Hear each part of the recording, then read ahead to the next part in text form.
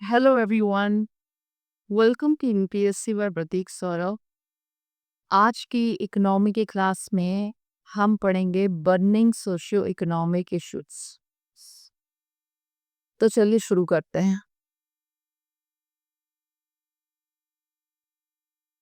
देखिए, कोविड-19 तो आप सब लोग जानते ही होंगे, ठीक है।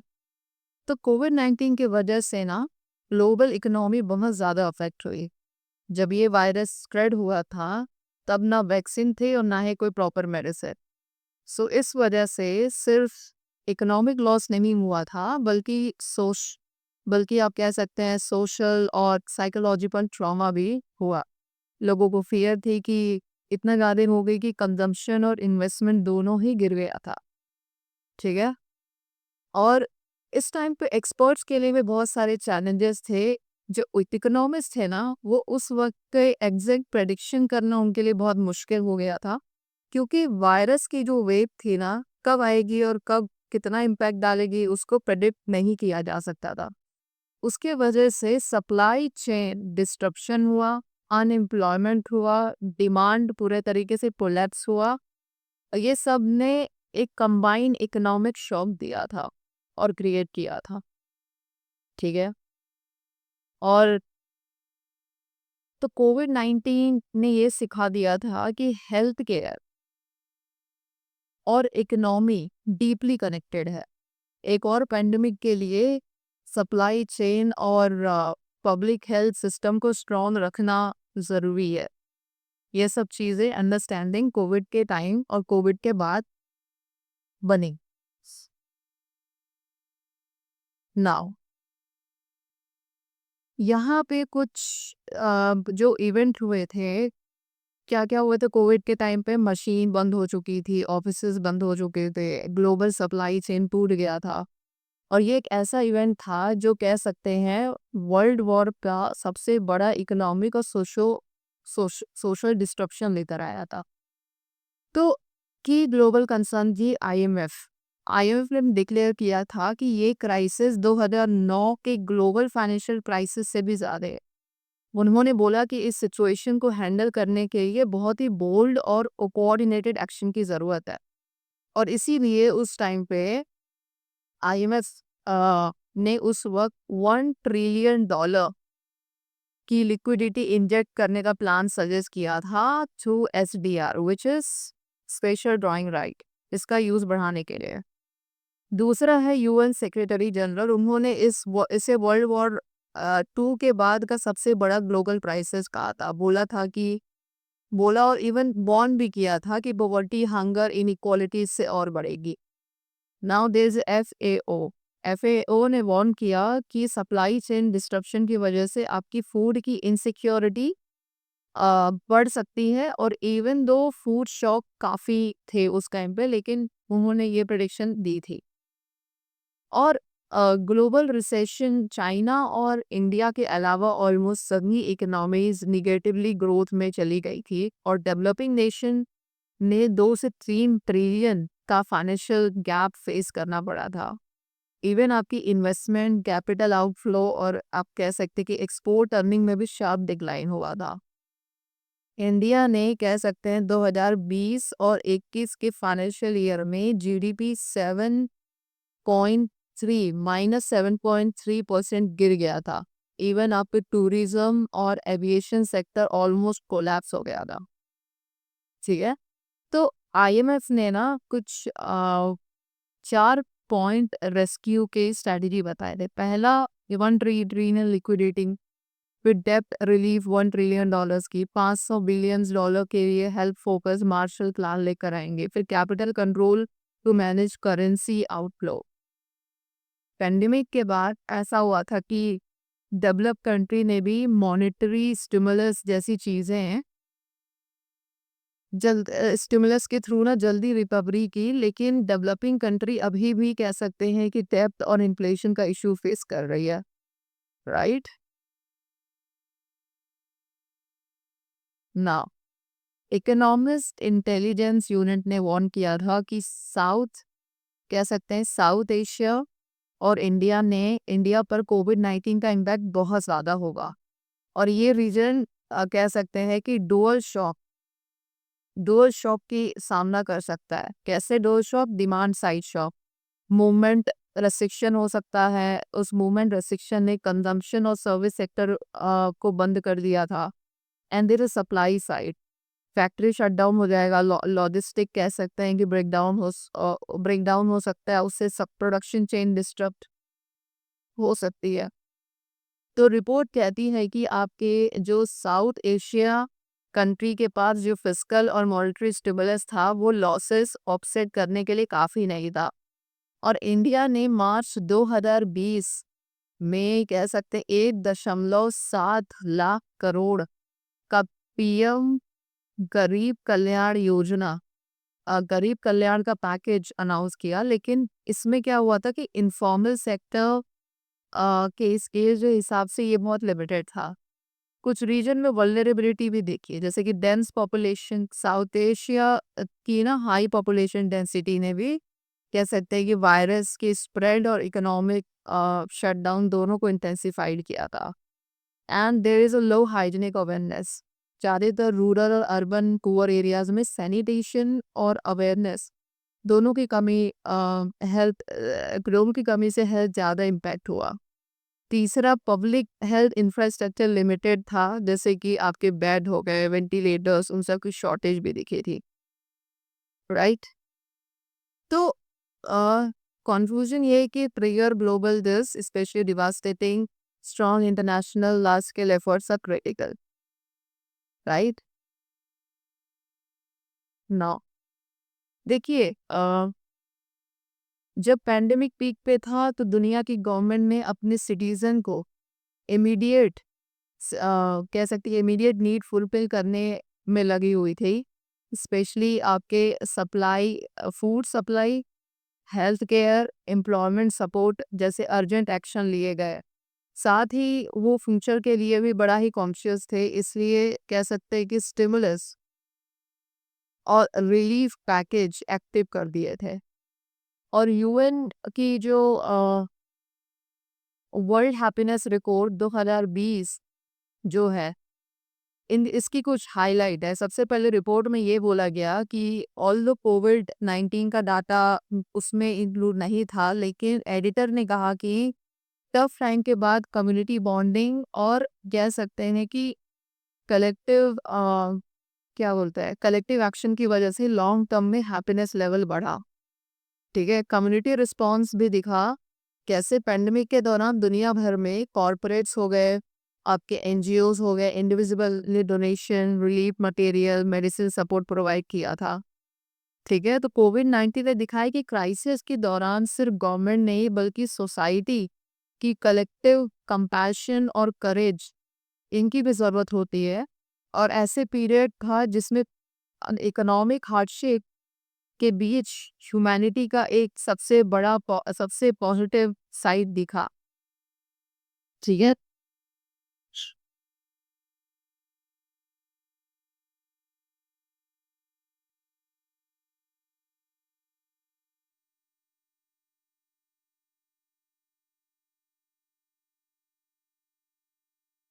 नाउ देखिए, दुनिया ने हमेशा अपनी ज़रूरत के लिए पृथ्वी के रिसोर्स को यूज़ किया, जो आप जानते हैं। लेकिन इंडस्ट्रियल रिवॉल्यूशन के बाद रिसोर्सेस का यूज़ इतनी तेज़ी से होने लगा कि दुनिया की एनवायरमेंटल इम्पैक्ट जो उसका होता है वो बढ़ गया। जब यूनाइटेड नेशन जैसे इकोनॉमिक इंस्टीट्यूशन बना, तो उन्होंने रिसोर्स यूज़ के पैटर्न को समझने और ग्लोबल लेवल पे यूनिफॉर्म बनाने की कोशिश की। और 1990 तक एक्सपर्ट्स ने वार्निंग देना शुरू कर दिया कि अगर ऐसे ही चला तो ग्लोबल रिसोर्स डिप्लीट कर जाएंगे, पॉल्यूशन होगा, क्लाइमेट चेंज बढ़ेगा। इसलिए इकोनॉमिस्ट ने 1960s से एक नया इकोनॉमिक मॉडल की ऑल्टरनेट सजेशन दिए थे। लेकिन इनमें से ज़्यादातर तो वो एकेडमिक थ्योरी कह सकते हैं कि एकेडमिक थ्योरीज ही बने रहे या उनकी प्रैक्टिकल इम्प्लीमेंटेशन नहीं हो पाया। एक मेजर इम्पैक्ट आपने देखा कोविड के टाइम, जिसने दुनिया को दिखाया कि हमारे जो करंट इकोनॉमिक मॉडल इतना वल्नरेबल है, कितना वल्नरेबल है। और ये वायरस वाइल्ड लाइफ फार्मिंग, जैसे कि एक चाइना में वाइल्ड एनिमल्स के कॉमर्शियल यूज के थ्रू, फार्मिंग के थ्रू फैला, जो कि अनसस्टेनेबल इकोनॉमिक प्रैक्टिस थी। ठीक है, तो एक ऑल्टरनेट मॉडल एग्जांपल देती हूँ। सर्कुलर इकोनॉमी का कॉन्सेप्ट जो है, अ, इस कॉन्सेप्ट है कि प्रोडक्शन और कंजम्पशन, इनकी साइकिल क्लोज लूप्ड है। ठीक है, यानी एक प्रोडक्ट जब यूज होगा हो जाए तो उसका वेस्ट भी किसी नए प्रोडक्ट के रॉ मटेरियल बन जाता है। सो ये मॉडल बोलता है take, make, dispose approach approach की बजाय रिड्यूस, रीयूज, रिसाइकल को प्रमोट करता है। ठीक है,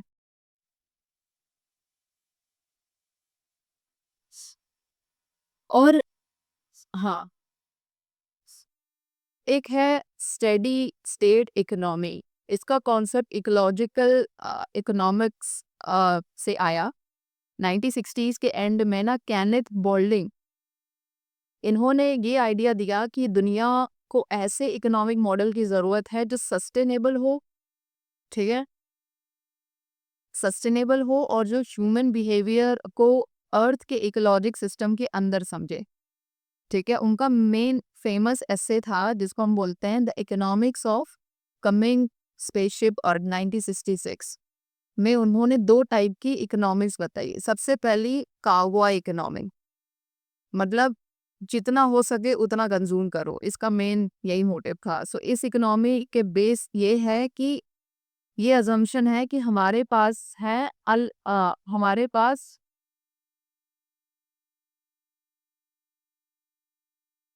चलो मैं बताती हूँ, हमारे पास अनलिमिटेड रिसोर्स है।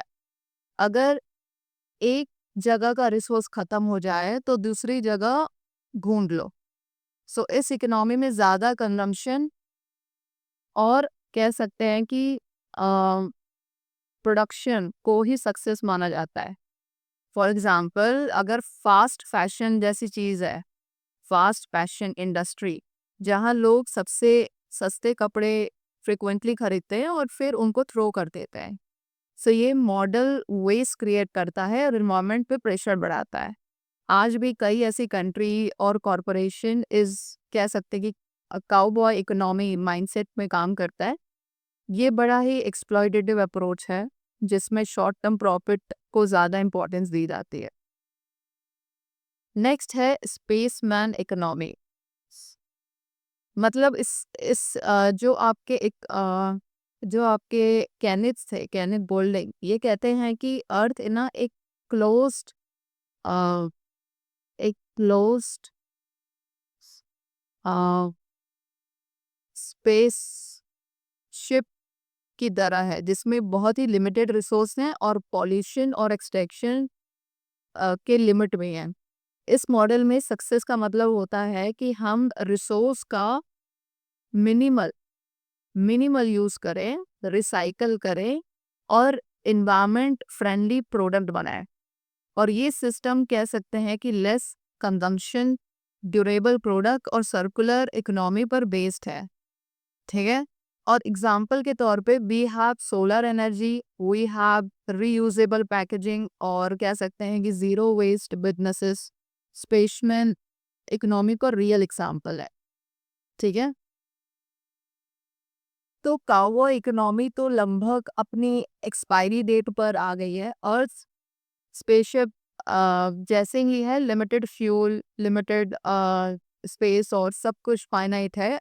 अगर हमने अगर हमें फ्यूचर जनरेशन के लिए सस्टेनेबल वर्ल्ड चाहिए तो स्पेसमैन इकोनॉमी माइंडसेट को अडॉप्ट करना होगा। और इसका मतलब है कि कंज्यूम हम लेस करें, रीयूज ज़्यादा करें और डिज़ाइन को स्मार्टर बनाएं।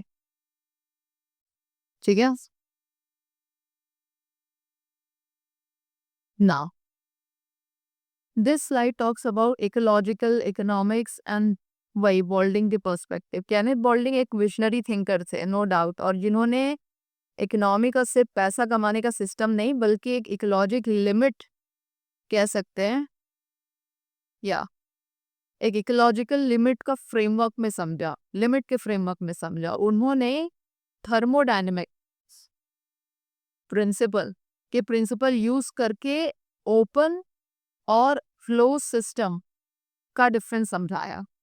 उनका कहना है कि अर्थ ना एक क्लोज्ड सिस्टम बन गया है जिसमें हम इनपुट लेते हैं जैसे रॉ मटेरियल एनर्जी और आउटपुट निकालते हैं जैसे कि पॉल्यूशन और वेस्ट, लेकिन हम ये भूल जाते हैं कि इस सिस्टम के बाउंड्री फिक्स हैं, ये इन्फिनाइट ग्रोथ को अलाउ नहीं करता। और बोल्टिंग ने बोला कि अगर हमने रियल वेलबिंग चाहिए तो हम सिर्फ आज को नहीं, इंटर जनरेशनल रिस्पॉन्सिबिलिटी, जस्टिस या इंटर जनरेशन आने वाले पीढ़ियों का फ्यूचर भी सोचना होगा, इसका मतलब यही है। तो उन्होंने कॉन्सेप्ट दिया हमको स्पेसशिप्स अर्थ, जहाँ पे सब लोग एक ही स्पेसशिप्स में हैं और सबको मिलके रिसोर्स और इन्वायरमेंट संभाल के चलना है। कोर आइडियाज हैं इकोलॉजिकल। सबसे पहला है कि fusion of ecology and economics. Traditional economics सिर्फ कह सकते हैं डिमांड, सप्लाई, प्राइस, प्रॉफिट देखकर डिसीजन लेता था, लेकिन इकोलॉजिकल इकोनॉमिक्स जो है वो कहती है कि इन्वायरमेंट को इग्नोर नहीं कर सकते। हम कभी भी लॉन्ग टर्म सक्सेस अगर हम चाहते हैं तो हम इकोलॉजिकल इन्वायरमेंटल चीज़ें इग्नोर नहीं कर सकते। मतलब अगर हम जीडीपी बढ़ रहा है लेकिन इन्वायरमेंट डिग्रेड हो रहा है जैसे कि पॉल्यूशन हो रहा है, डिफॉरेस्टेशन, तो क्या आप इसको सच में एक डेवलपमेंट मान सकते हैं? सेकंड है नेचुरल कैपिटल। अर्थ हमें फ्री और इकोलॉजिकल सर्विस देता है, ठीक है, एसेंशियल, जैसे कि pollination, water purification, clean air. So एक 1997 में एक पेपर के रिपोर्ट के हिसाब से इनकी वैल्यू अगर 33 ट्रिलियन डॉलर पर ईयर से भी ज़्यादा है। तो बीज जो होती है ना, उनकी पॉलिनेशन सर्विस अगर ख़त्म हो गई तो एग्रीकल्चर कोलैप्स कर जाएगा। और इंडिया में भी डिक्लाइनिंग बीज पॉपुलेशन एक थ्रेड बन गया है due to pesticides, right. Third is GDP critics. See, GDP सिर्फ प्रोडक्शन और कंजप्शन दिखाता है, लेकिन पॉल्यूशन, रिसोर्स को एग्जॉस्ट कर रहे हैं, ह्यूमन हैप्पीनेस को इग्नोर कर रहे हैं, ये सब चीज़ें नहीं बताता है। तो अगर हम genuine progress indicator GPI consider करें जिसमें इन्वायरमेंट भी है, जिसमें हेल्थ भी है, जिसमें इक्विटी भी है, तो अच्छा होगा, ठीक है। And third is a growth concern. Ecological economics differentiate करता है दो तरह से। सबसे पहला टेक्नोलॉजी ड्रिवन ग्रोथ, जहाँ पे सोलर पैनल बन रहे हैं, क्लीन एनर्जी हो रही है, तो ये सस्टेनेबल है। एक रिसोर्स एक्सप्लॉयटेशन ड्रिवन ग्रोथ जिसमें कोल माइनिंग हो रही है, ओवर फिशिंग हो रही है, which is unsustainable, right. Third, last is steady state economy. ये मॉडल कहता है कि एक टाइम के बाद ना इकोनॉमिक ग्रोथ को स्टॉप कर देना चाहिए और फोकस होना चाहिए रिसोर्स की कंजर्वेशन पे, ठीक है, रिसोर्स के कंजर्वेशन पे, एफिशिएंसी पे और इक्विटी पे, ठीक है। तो इससे हम ये समझ सकते हैं कि जितना चाहिए उतना लो पर नेचर को लिमिट के अंदर रखो, ठीक है। ये अप्रोच सिर्फ आज के डेवलपमेंट को नहीं, फ्यूचर की सर्वाइवल को भी इंश्योर करता है, राइट। नाउ देखिए, सर्कुलर इकोनॉमी का कॉन्सेप्ट तो अब मैंने पहले भी बताया था लेकिन अब फिर से बता देती हूँ। सिंपल है कि वेस्ट को रिसोर्स बनाओ, ठीक है, और इकोनॉमी को एक क्लोज लूप में चलाओ। ये मॉडल एक तरीके से लीनियर इकोनॉमी की अपोजिट है, जहाँ पे सिस्टम होता है take, make, use, throw. Circular economy में ना मेन प्रिंसिपल तीन शब्दों में समझते हैं। उनका कहना है कि 3 आर्म्स। पहले करना है रिड्यूस्ड, ठीक है, रॉ मटेरियल का सबसे कम यूज़ करो, फिर रीयूज़ करो, प्रोडक्ट और पार्ट को फिर दोबारा यूज़ करो, फिर रिसाइकल करो। मतलब हाई क्वालिटी वेस्ट को फिर से यूसेबल रॉ मटेरियल में बदलना, ठीक है? और सर्कुलर इकोनॉमी नेचर की तरह काम करता है जहाँ कुछ भी वेस्ट नहीं होता है। हर छोटी बड़ी चीज़ रीयूज़ या रिसाइकल हो सकती है, ठीक है? और ये आइडिया का ओरिजिन अगर आप देखें तो 1960s के इन्वायरमेंटलिज्म और साइबरनेटिक्स मूवमेंट में मिला। जब आप कह सकते हैं कि साइंटिस्ट और एक्टिविस्ट ने ये समझा कि नेचर की मेटाबॉलिक साइकिल को इकोनॉमी में भी अप्लाई किया जाता है। पर वर्ल्ड वॉर 2 के टाइम पे एक कह सकते हैं कि लीनियर इकोनॉमी डोमिनेंट थी। मास प्रोडक्शन करो, मास कंजम्पशन करो, मास डिस्पोजल निकालो। लेकिन ये सिस्टम एनवायरनमेंट डिग्रेडेशन और कह सकते हैं कि एनवायरनमेंट क्राइसिस क्लाइमेट क्राइसिस का भी रीजन बना। तो सर्कुलर इकोनॉमी का मेन रीजन यही प्रमोट करना था कि रिसोर्सेज बार बार यूज करो, वेस्ट को कम करो, एनवायरनमेंट को सेफ रखो, राइट? ना देखिए, पहली बार एक और केस स्टडी है। पहली बार इंडिया में ऑफिशियल गवर्नमेंट बॉडी ने सर्कुलर इकोनॉमी को सीरियसली पॉलिसी लेवल पे प्रपोज किया। ये काम किया आपके नीति आयोग ने अराउंड मिड 2019। सो इस मॉडल का पोटेंशियल सिर्फ इन्वायरमेंट के लिए नहीं बल्कि रोजगार और कह सकते हैं कि अ, हाँ, एंटरप्रेन्योर्स के लिए भी बहुत बड़ा था। नीति आयोग ने एस्टिमेट दिया कि अगर एक सर्कुलर इकोनॉमी को प्रॉपर तरीके से इम्प्लीमेंट किया जाए तो 1.4 crore job next 5 to 7 years में सालों में क्रिएट हो सकती है। लाखों नए एंटरप्रेन्योर्स को मौका मिल सकता है, ठीक है? तो आ, या यहाँ पे एक और केस स्टडीज में बात की गई है कि सॉरी, एक अमिताभ कांत करके एक हैं, वो एक्स सीईओ रहे हैं नीति आयोग के। उन्होंने कहा है कि आपके सस्टेनेबल डेवलपमेंट और रिसोर्स सर्कुलैरिटी आज की सबसे बड़ी ज़रूरत है। और इंडिया को वेस्ट को रिसोर्स में कन्वर्ट करके नए प्रोडक्ट बनाने चाहिए। यानी जो चीज़ें हम नॉर्मली फेंक देते हैं उनको प्रोडक्शन साइकिल में दोबारा डाल देना चाहिए। उन्होंने बताया है कि 2050 तक दुनिया में 9.57 बिलियन तक पहुंच जाएगी, जिसमें से 3 billion people middle class consumption level तक आ जाएंगे। इसका मतलब है कि रिसोर्स का 71% जो रिसोर्स का डिमांड है वो 71% ज़्यादा हो जाएगा पर पर्सन। और अगर global material demand 50 billion ton जो 2014 से 130 बिलियन टन 2050 तक हो जाए, मतलब 50 तक बढ़ने वाली है, ठीक है? सो इसी सर्कुलर इसलिए हमें सर्कुलर इकोनॉमी ज़रूरी है, वरना हम नेचर से ज़्यादा कंज्यूम करेंगे जितना वो प्रोवाइड कर सकता है उससे भी ज़्यादा, right? Yes. Now this slide talks about the conclusion. देखिए, ट्रेडिशनल इकोनॉमिस्ट अभी भी इकोलॉजिकल इकोनॉमिक्स को पूरा एक्सेप्ट नहीं करते हैं। उनका कहना है कि जो आपका जीपीआई है ये तो सब्जेक्टिव होता है, ठीक है? ग्रोथ के नेचुरल लिमिट का आइडिया पुराना और निगेटिव है, जिसका ओरिजिन हमारे थॉमस माल्टस जैसे लोगों की पेसिमिस्टिक थियरी से हुआ था। माल्टस ने कहा था कि ओवर पॉपुलेशन फेमिनाइन लाएगी, सॉरी, ओवर पॉपुलेशन कह सकते हैं कि फेमाइन लाएगी, लेकिन वो गलत प्रूव हुआ था। और इसी तरह 1970 में एक club of Rome think tank ने भी कहा कि ग्रोथ के लिमिट हैं, लेकिन उनकी बात भी मेनस्ट्रीम इकोनॉमिस्ट ने रिजेक्ट कर दी थी। वो कहते हैं कि ह्यूमन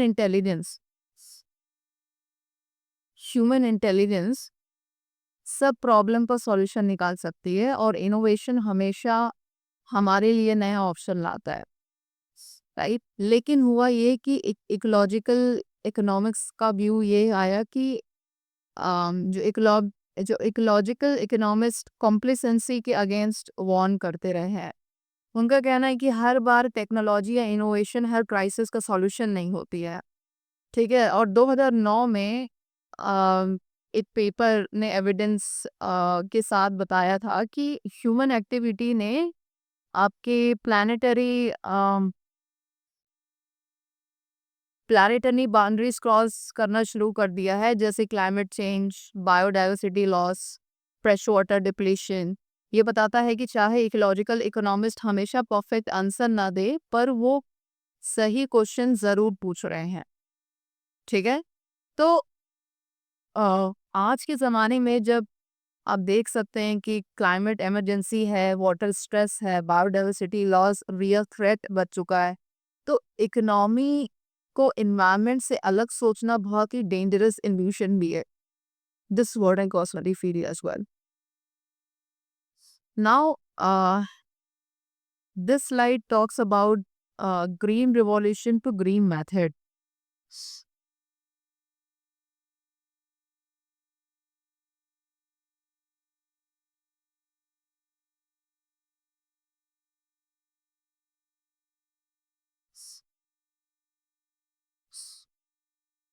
देखिए, जब इंडिया आपके 1947 में आज़ाद हुआ, तब सबसे बड़ा चैलेंज था लोगों के लिए फूड अरेंज करना। ठीक है। तब इंडिया काफ़ी हद तक फॉरेन के एड पे और इम्पोर्ट जो करते थे उसके डिपेंडेंट था। इसी क्राइसिस को सॉल्व करने के लिए 1960s मिड में इंडिया ने लॉन्च किया अपना ग्रीन रिवॉल्यूशन। ठीक है। एक नई एग्रीकल्चरल स्ट्रेटजी जिसमें आपके high yielding variety seed, chemical fertiliser और इरिगेशन सिस्टम पर यूज हुआ। Irrigation system. ठीक है। इसका रिजल्ट क्या आया पता है? 1990 के बाद तक इंडिया सेल्फ सफिशिएंट बन गया फूड प्रोडक्शन में, और इससे फूड शॉर्टेज का मेजर जो इशू था वो बिल्कुल तरह सॉल्व हो गया। सक्सेस, बट कुछ हिडन कॉस्ट भी रहा है। आज तक जो टॉप प्रोड्यूसर एक्सपोर्टर हैं आज इंडिया के, आज इंडिया टॉप प्रोड्यूसर है और एक्सपोर्टर है कौन सी क्रॉप का? आपके राइस हो गया, आपका वीट हो गया, आपका शुगर केन हो गया। लेकिन इस सक्सेस के पीछे एक हिडन कॉस्ट भी था जिसका इफेक्ट इंडिया आज भी भुगत रहा है। और देखिए, ग्रीन रिवॉल्यूशन हेविली डिपेंडेंट था किस चीज़ पे? केमिकल फर्टिलाइजर्स के, pesticide, insecticide, weedicides, control irrigation. ठीक है। And control government subsidy, support price, ये सब पे। सो ये सारे इंटरवेंशन ने शॉर्ट टर्म प्रोडक्टिविटी तो बढ़ाई, लेकिन लॉन्ग टर्म सस्टेनेबिलिटी को वीक कर लिया था।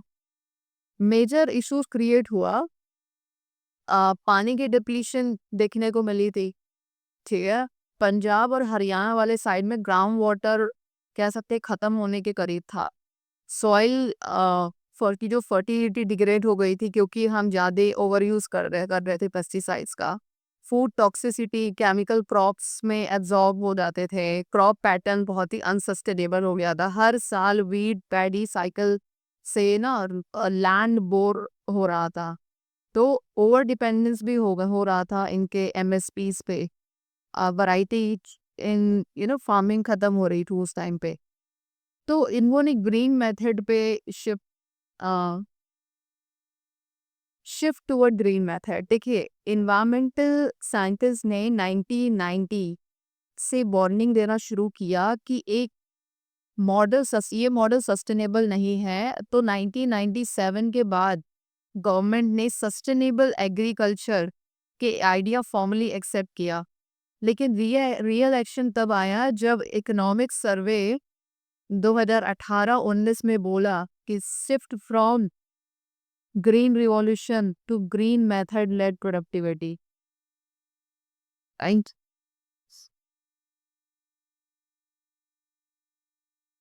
नाउ देखिए, इंडिया की एग्रीकल्चर में सबसे बड़ा क्राइसिस क्या है? पानी का ना ओवर यूज होना। और inefficient irrigation. So according to Asian Water Development uh, Outlook 2090, India में 90% जो ग्राउंड वाटर इरिगेशन के लिए यूज होता है, जिसमें से 60% सिर्फ पैडी, धान और शुगर केन जैसी क्रॉप कंज्यूम कर लेते हैं. सो ये वाटर इंटेंसिव क्रॉप पैटर्न अब एक तरीके से बहुत ही अनसस्टेनेबल हो गया है, क्योंकि ग्राउंड वाटर का लेवल कंटिन्यूसली गिरता जा रहा है. कुछ मेजर प्रॉब्लम भी हैं. सबसे पहला, क्रॉपिंग पैटर्न बायस्ड है वाटर हैवी क्रॉप की तरफ. ठीक है, फार्मर को ना एमएसपी और सब्सिडी की वजह से सिर्फ दाल, वीट, शुगर केन जैसे क्रॉप ग्रो करने में इंटरेस्ट है, जो ज़्यादा पानी और फर्टिलाइजर मांगता है. और पानी का बर्बादी और उसके साथ साथ फर्टिलाइजर ओवर यूज हो रहा था. और जो आपकी ये बोलते हैं, what is that, farmer response ratio गिरता जा रहा था. मतलब अब फर्टिलाइजर का अफेक्ट पहले जैसा नहीं रहा, सेम डोज का आउटपुट कम हो रहा था.